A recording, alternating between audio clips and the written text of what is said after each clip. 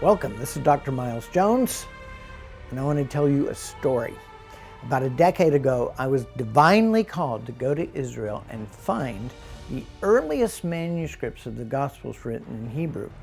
I obeyed that call. I went and I found them. They were in the Polanski archives. The reason for the Polanski project was because there had been 1,000 years of silence, a total absence of Hebrew manuscripts. They had all been destroyed. Obviously, something was going on. What could have possibly happened? Well, we know that the winner in the historical battle generally writes the narrative of history. Then they will typically seek to destroy or demonize all other versions of the Bible that give them their authority as the primary seat of government. The Messianic Church did not disappear, but continued to evangelize throughout the world, carefully preserving the Hebrew Gospels with their blood through centuries of oppression and martyrdom. The B'nai Emunah Institute has since recovered more and more manuscripts of the Hebrew Gospels. We have assembled an incredible worldwide team of researchers and translators to publish the Hebrew Gospels and to put them in your hands. To do this, we need your help. With your support, we can preserve, translate, and publish the original Hebrew Gospels. Shalom.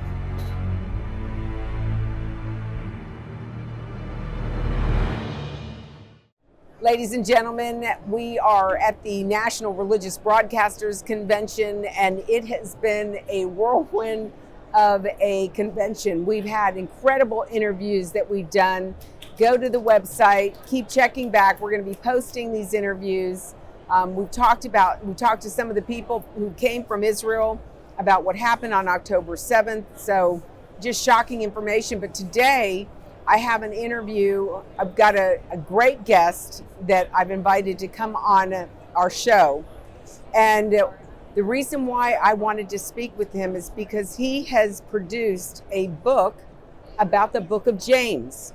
And those of you who've been following PJTN and you know about the work that we've been doing in helping to connect Christians to the lost sheep of the house of Israel and the Jewish people. And James, the book of James, is one of the best books in the New Testament that talks about God's or James' message to the lost sheep of the house of Israel, to those who were dispersed in the land of Israel. And so we invited Dr. Miles Jones because he's published a book about James and the Hebrew connection to it. So Dr. Jones, I feel like we've got Indiana Jones in here, because you're going to learn a little bit more about everything else that Dr. Jones is involved in. The real one. He was just a movie star. I liked his movies, though. But yeah, James is only the tip of the iceberg. We've recovered dozens of Hebrew manuscripts of the Brit Hadashah, the New Testament, right, which was about half written in Hebrew originally and half of it in Greek. Right. But we have all of these documents. We're publishing Revelation from the Hebrew next month. James is a fantastic one to start with. I mean, you may know Martin Luther wanted to eliminate it from the Bible. Mm-hmm. What was his rallying call? We're saved by faith alone. Right. Well, James says more than once in his book that we're not saved by faith alone. If you're just sitting on the couch resting on the faith promise, then you didn't get the complete download. Right. Those may have been his exact words. This has been the problem in the Christian church today is there's very little Christian activists. They just, oh no, I'm saved. I don't have to worry about doing anything. Right. It goes back to the whole concept of the rapture. We're going to be raptured out of here. And this has dismantled the strength of the church. We have checked out instead of checking in to be involved in what's happening in our culture. We were put here on this earth to make a difference, to have an impact during our generation, during our lifetime. Most Christians have never brought another person to faith. Mm-hmm. So they're I'm not saying they're not doing good and great things, but they've never brought another Christian, another person Right. into faith. So there is a lot of this sitting on the couch Christianity going on. And Right. what James says is, you show me your faith, I'll show you my works. I mean, Yeah.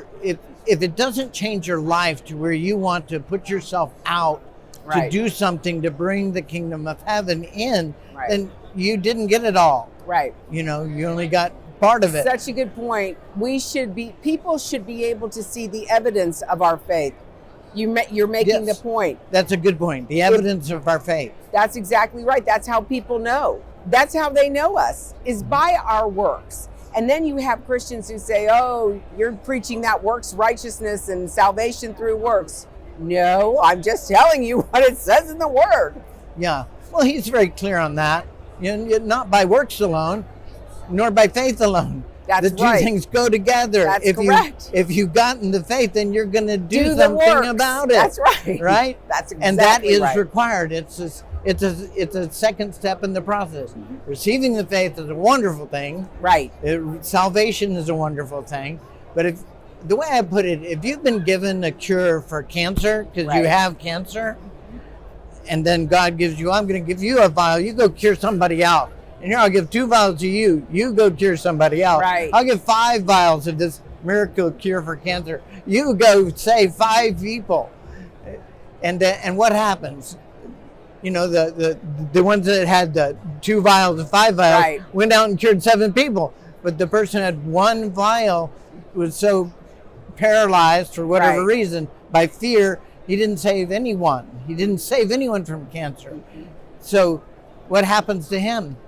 They say very clearly in Scripture, what you have may be taken away from you if you refuse to share it with others. Wow.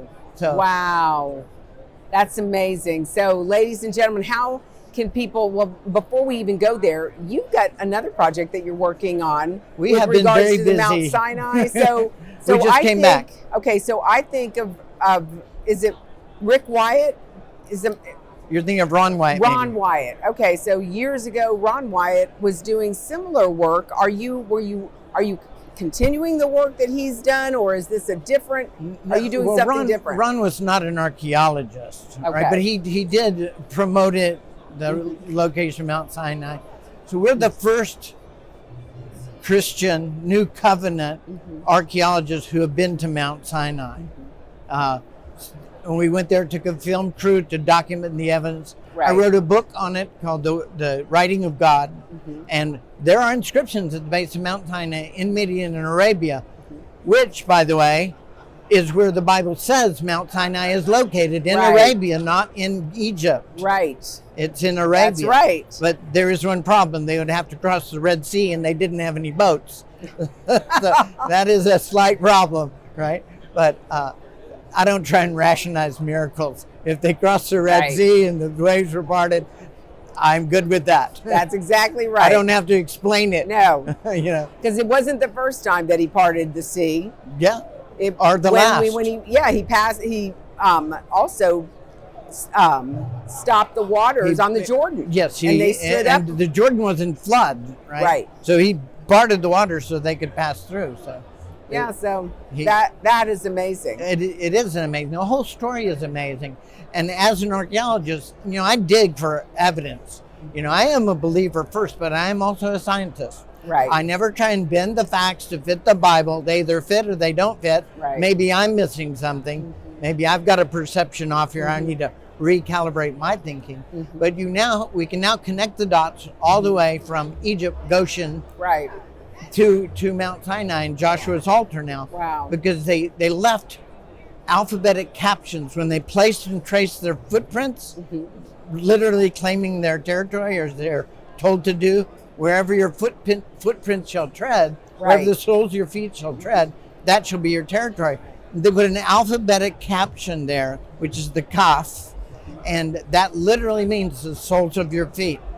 Oh, wow. And we find them at Mount Sinai, along with other inscriptions in ancient Hebrew, Right. in Paleo-Hebrew alphabetic script. So what we find is that the original alphabet of letters is what first interested me in doing this research. Right. The first alphabet of letters comes from Mount Sinai. right? They had writing before. It was pictographic writing. And the original precursor of the alphabet, the Paleo-Hebrew, was partially pictographic. But at Sinai, he said, do not make any graven images. What were graven images to people who had just come out of Egypt? They were hieroglyphs.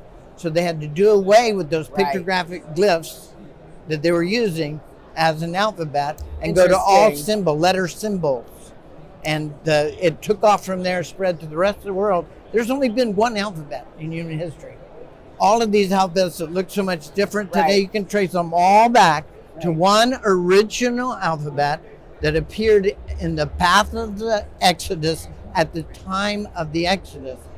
And all of our research has shown this alphabet we found at Mount Sinai in Midian in Arabia is the original alphabet, is the oldest known alphabet of letter symbols. And it is in Hebrew. So that's a fantastic discovery. The alphabet and the language, it's just like, we're trying to teach Christians when they study their Bible, because most of our New Testaments are written from a Greco-Roman perspective, not from a Hebraic perspective. No, that's why I'm interested in your book from the book of James and what you've done with that, because that's another great example. If we read it through Hebrew lenses or from understanding Hebrew idioms, it takes on a whole different message, and we start reading and we say, oh my gosh, we have missed so much. Yes, we have. It is a whole different message in one sense, but in another sense, it strengthens your faith. There's nothing in there that should shake anybody's faith, but it is significantly different. Can I give you an example? When Yeshua came back from the grave and met his followers on the path, he said the very typical thing that Hebrews say. They always use the name of God. He said, Yehovah Yoshiahenu, which means Yehovah is our Yeshua, our salvation. Right. And there are varieties of this greeting. Well, the Greeks kind of wanted to eliminate Yehovah for a Greek name, so they tossed this, and they put in something they thought was pretty anodyne, which was all hail. Well, all hail is a Roman military salute. You slam your fist on your breastplate and thrust in the air, all hail. Well, there's a reason why you don't change the word. Right. Just fast forward a couple thousand years. Right. And Adolf Hitler was a big fan of Mussolini. He adopted the Roman military salute as the Nazi salute. So the Hebrew Gospels can tell us for sure something should be very comforting. Yeshua did not return from the grave to give a Nazi salute to his followers on the road. Isn't that at least a bit comforting? Oh my gosh, ladies and gentlemen, especially today, right now, with the rise of, Nazism. The rise of anti-Semitism in our elite universities is mind-blowing to me. Even in the Christian church, even among Christians. When, talking to some Christians about what's happening with the Israeli war with Hamas, and I hear Christians sympathizing with the Palestinians or sympathizing with Hamas. I'm like, are you kidding me? Well, the first church or Jesus was born in Bethlehem. Right. I said, you know what? In Bethlehem, most of the Christians have fled. I think the last numbers was in the 80% range have left Bethlehem because Christians are being targeted in Bethlehem by the Arabs. I was, I heard about a doctor, an OBGYN, Arab, lived in the Palestinian-controlled area, Christian, and he was at a stoplight, and a mob pulled him out of his vehicle, beat him almost to death, beat his hands. He'll never deliver another baby again. But he was targeted. And so where did these Christians leave Bethlehem to go to? Israel. Why? Because the Israeli government doesn't kill their Arab civilians. They let them live in peace. So when Christians start siding with the Palestinians, and siding with these Gazans. I know that there are Christians in Gaza, and there is a small church, a small remnant that is still there. Yes. And I know those people are trying to get out. But if you look back to Bethlehem and you look at how the Christians have fled, why did they leave? It's because they were being persecuted by the Palestinian Authority. It was not by the Israeli government. It wasn't by the IDF soldiers, because they don't have domain in that area. Mm-hmm. So Yes, it used to be 85% back in the 60s. It's like 85% Christian, Arab Christians. yeah, and that's how much it's changed. And now it's down to flipped. like, I think around 12%. So what you're talking about has been going on, Yeah. real all over the Mideast in a lot of cases. Well, this is really exciting. I'm thrilled. I can't wait to read your book on James, and you'll have the book of Revelation coming out soon. Next and month. You'll have to send it to me as well. Writingofgod.com. How can people, okay, that's what I wanted to know. Writingofgod.com. Very good. So Very easy.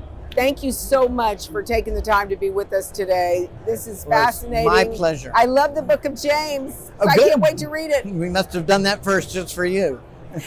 Absolutely. God bless you. Thank you, Thank you Larry. for being with us. I'm glad to be here. Be blessed. You too.